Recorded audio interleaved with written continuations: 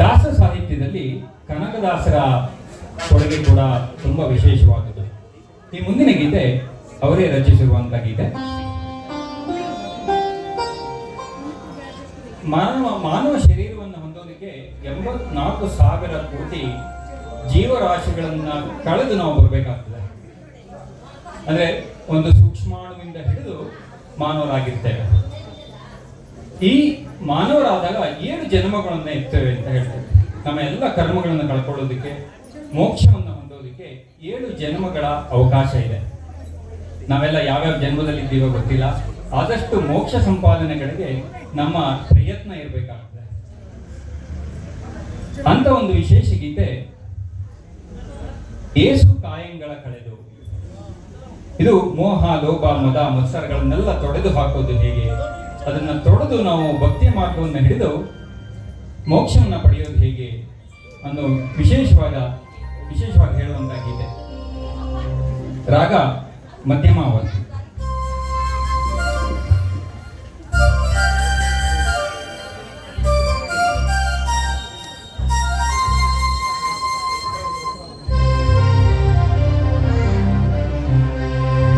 ಯೇಸು ಕಾಯಂಗಳ ಕಳೆದು 84 ಲಕ್ಷ ಜೀವರಾಶಿಯನ್ನು ದಾಟಿ ಬಂದ ಈ ಶರೀರ. ಯೇಸು ಕಾಯಂಗಳ ಕಳೆದು 84 ಲಕ್ಷ ಜೀವರಾಶಿಯನ್ನು ದಾಟಿ ಬಂದ ಈ ಶರೀರ. ತಾಳೆಲ್ಲ